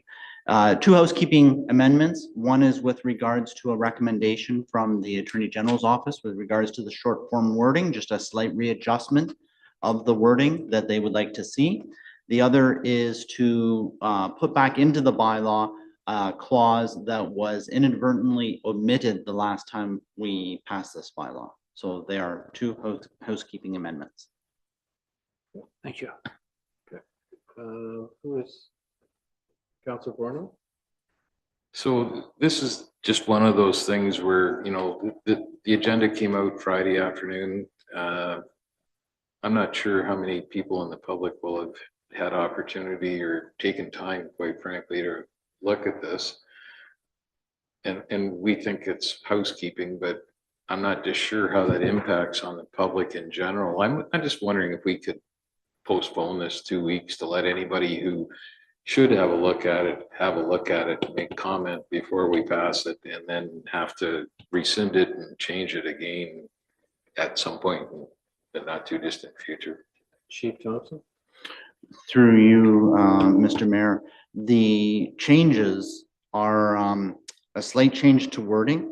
What council has already passed. So council had previously passed these amendments like ages ago, probably years ago, and there's just been slight changes. What council had previously passed was parking is prohibited on this portion of the boulevard. The Attorney General wanted it to read, no person shall park on a portion of the boulevard. Yeah. The other amendment was something that council had passed with regard to overnight parking permits at boat launches. And it was simply omitted when we made another amendment inadvertently. And we're just inserting exactly what council had previously passed probably a year and a half ago back into the bylaw. So it's more housekeeping, yeah. Councilor McCann? So the topic came up tonight during the public meeting with regards to people illegally parking and overnight. Do we, I know that the bylaw department works on is complaint driven, but do we have any kind of patrolling in these areas? I'm putting on the spot here, but it seems to me that some of these areas are becoming problematic, and maybe setting some examples might help curb things a little bit. Because I know that the parking situation is going to be a long time before it gets better up on the hill. Through you, Mr. Mayor. Ms. Kruger assured me this was going to be very simple tonight and that I would be able to handle it. Through you, Mr. Mayor, to answer that question, our parking enforcement strategy varies throughout the year depending upon what the hot items are at any given time of year. So for example, in the summertime, we do a lot more patrol of the boat launches and things of that nature. In the wintertime, as soon as we get into winter control, the bylaw officers are often in and patrolling 4 or 5 o'clock in the morning so that we can deal with any winter control issues that the roads crews might end up being encountered with. So the strategy evolves throughout the year, depending on what the particular issues are at any given time. And also, if we're receiving a significant number of complaints about one particular issue, we'll target that and send officers out to see if they can find a replication of what the complaints are about, if it really is an issue, if it's very isolated, or whether it's a trend, to try to deal with that. So it's quite reactive. It's planned around the seasons, but it's quite reactive to what we're being informed of at any given time as well. Thank you. Anything else? All in favor? That's carried. Thank you.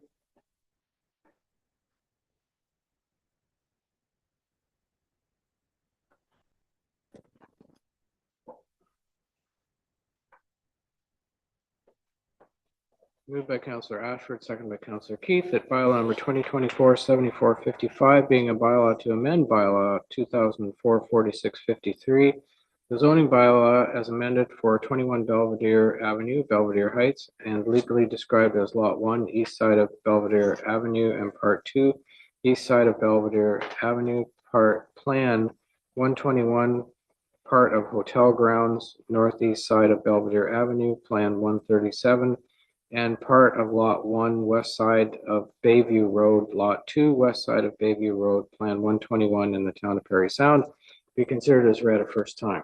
All in favor? That's carried. All members in favor of having the second and third readings? Carried. Moved by Councillor Ashford, second by Councillor Keith, that the bylaw above mentioned be considered as read a second and third time, passed, signed, and sealed. Discussion. Mr. Rand, can you clarify all those numbers and the sides and everything? Sure, thank you, Worship. So I would note that the zoning amendment proposes, I guess, the following provisions: 123 long-term care beds, where there are currently 101 permitted, and that the minimum exterior side yard be reduced to 0.65 meters. I would note that there's an existing 5.83 meter setback there today, and that the maximum lot coverage shall be 36.2%, and the existing is 32.5%. After the public hearing, I did have a conversation with Dan Carmichael, who's here with us today on behalf of Belvedere Heights, and he was able to clarify some of the items with respect to the parking. And I would note that as part of the overall plan, 23 parking spots are proposed. The zoning bylaw parking calculation only requires 8. So there is a net increase of 15 parking spaces as a part of the overall proposal. And Mr. Carmichael also noted that the community support services is being relocated, and that would free up additional parking, as those support services includes Meals on Wheels, an exercise program, and approximately 5 staff who would be moving off site. So that would further contribute to, I think, an overall improved parking situation in that area. Without regurgitating my entire staff report, certainly here for any questions, but I would note that staff have reviewed the application against the PPS and would note that it is consistent with the provincial policy statement. The application meets the general intent of the official plan, as well as the intent of the zoning bylaw, and staff are recommending approval. And again, here for any questions you may have. Questions? Councillor Ashford? I think it's not going to come to surprise that I think that it came pretty clear in the public meeting that there's a parking issue on Belvedere Street, and that legal non-conforming is not going to fix that parking issue. But I also think, as far as a question goes, I don't think we can do anything about it because it's well within the line of what's required in the provincial policy statement. So if we were to push back and ask for a parking plan on site that would meet the requirements of the street and the neighbors, they would simply be able to appeal and likely win. Is that the case? Through your worship to the councillor Ashford, sorry. Just to your the last part of your question there had to do with, did you ask about neighbors appealing? Well, if we said no to this, the Belvedere would be able to appeal and would likely win. And all we would be doing is costing our community some long-term care beds that are greatly needed. That's through your worship. The only thing I would add is with staff's recommendation, and I think certainly we've looked at the PPS, which does encourage these types of uses. It would, I think, be a bit of an uphill battle, given that I think a lot of the concerns with parking have been improved, like the overall parking situation. I think it could be argued that it's certainly an improved situation with that 23 space parking lot, and as well as the uses that are changing locations. So I guess the elephant in the room I'm going to ask is, if we get the new parking, okay, on in the parking lot, and the area around the corner, okay, where there is parking, that if we eliminate that parking and turn the street back into a two-way street.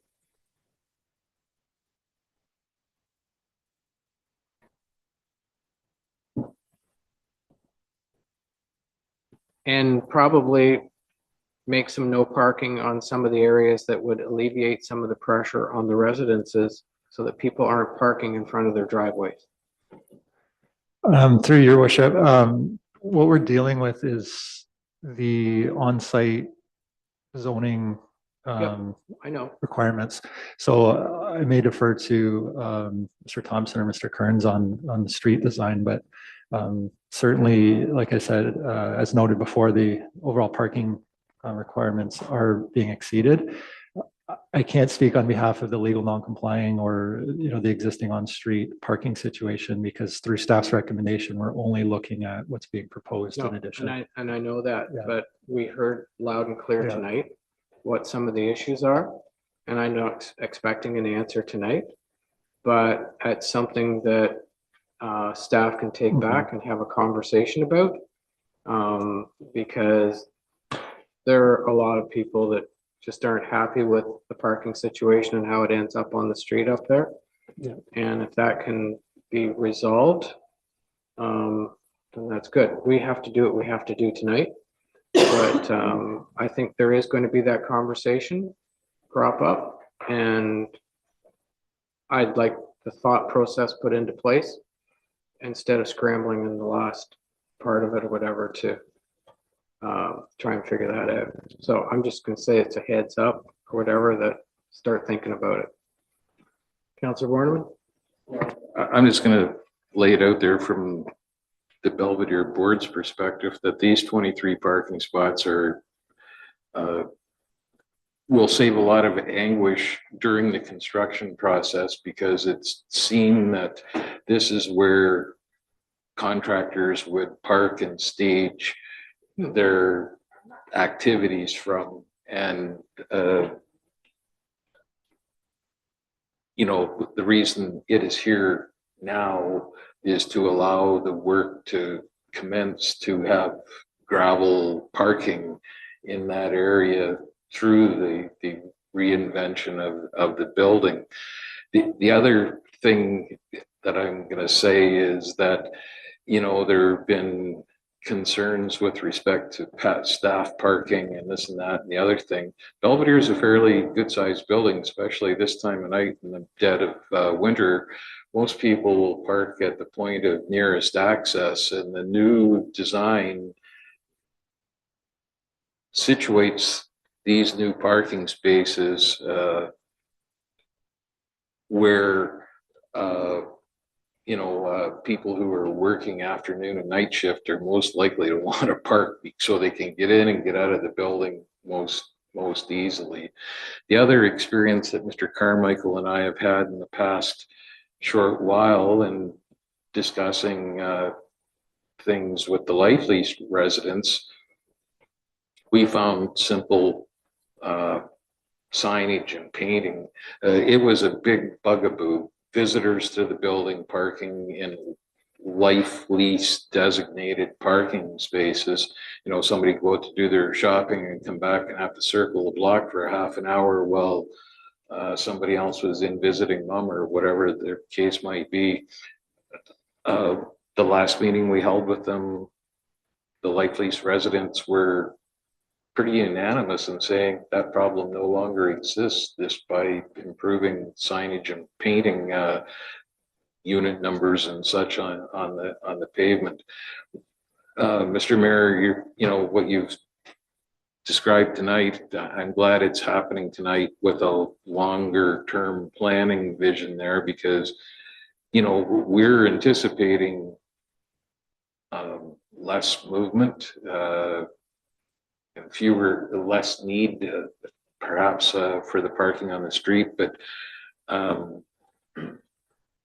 we don't have the data for that tonight, and we don't, as I said before, at one point a number of years ago, council had instructed staff to look at that, and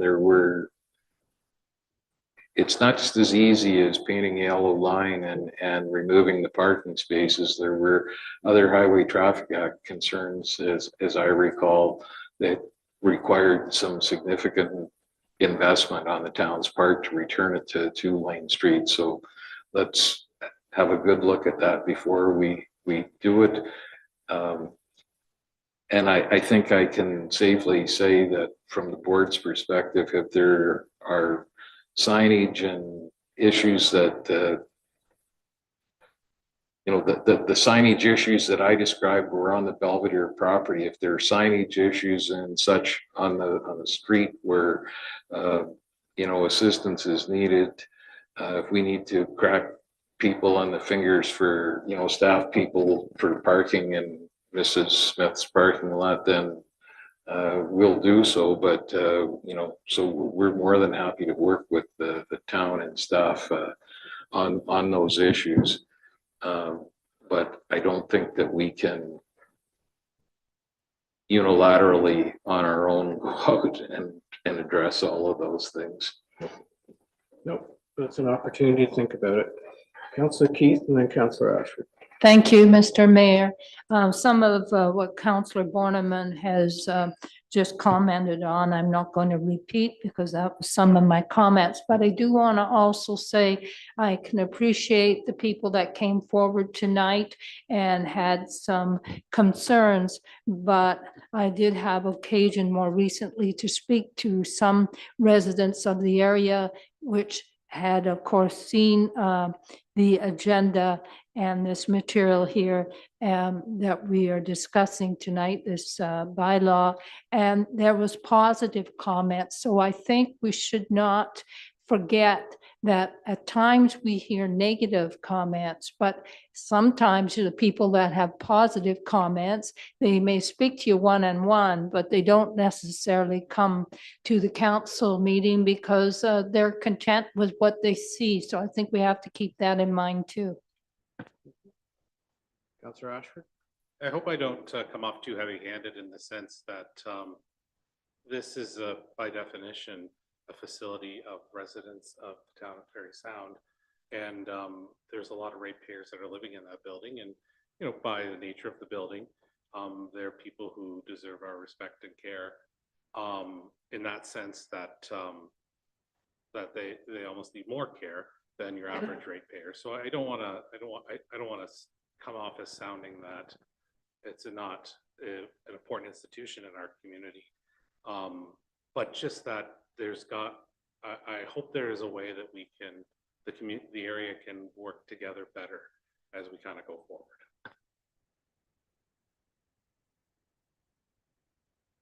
Councillor McCann. So just very quickly then, and this is probably a sidebar to what we're talking about. I heard concerns from a couple of people tonight about where the main entrance is going to be. I don't know that the planners had any choice at all with putting the new rooms up at the front.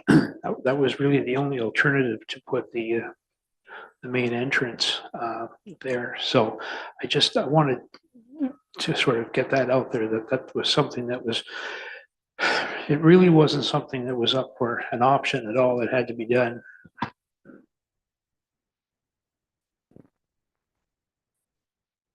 I can speak to that. Initially, the initial design team had located the new units in the basement, which would required a lot more excavation. Like, you don't put people in rooms without windows and such. You know, moving the new units to the front where the administrative offices are now, room with a view comes to mind. Like, they will be pleasant. You know, there'll be nice rooms for people who are in need of that kind of housing. And you know, I think Councillor Ashford covered it.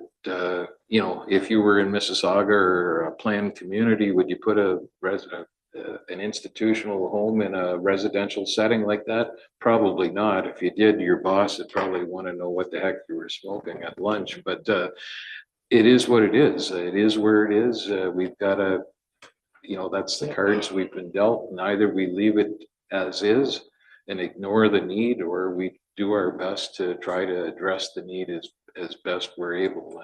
And that's what the board is trying to do. Make it work. Anything further? All in favor? That's carried.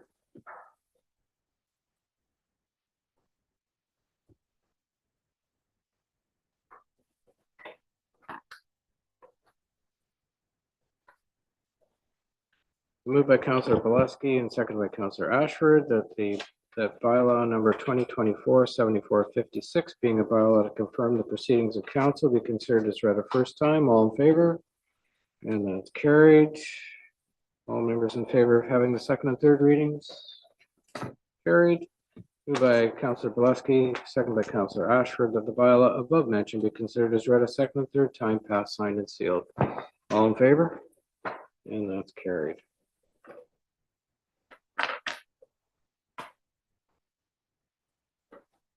So prior to adjourning, I do have an announcement first, and that is that the nominations are now open for the 2024 Order of Parry Sound.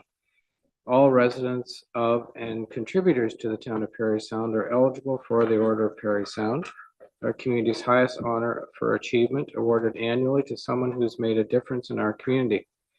The motto for the Order of Parry Sound is "They desire a better community." Recipients, since the order started in 2001, have enriched the lives of others in our community. Complete and submit a hard copy or email the nomination form and supporting documentation in confidence by Monday, December the 9th, 4 p.m. Nominations are kept confidential. Some restrictions apply.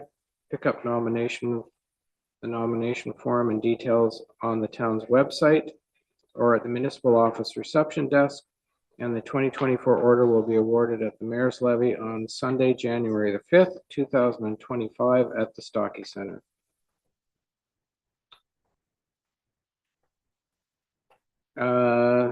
Next meeting of council for the town of Parry Sound is scheduled for Tuesday, December the 3rd, 2024 at 7 p.m.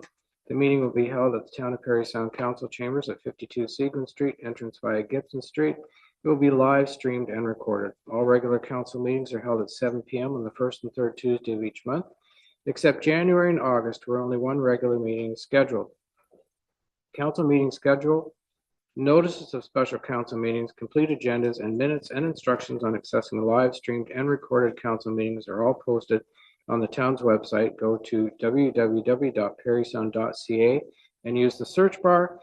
And your TV airs council meetings on Saturday at 9:30 a.m. following the council meeting. For Cogeco listings, contact www.yourtv.tv. Thank you, everyone, and have a good night.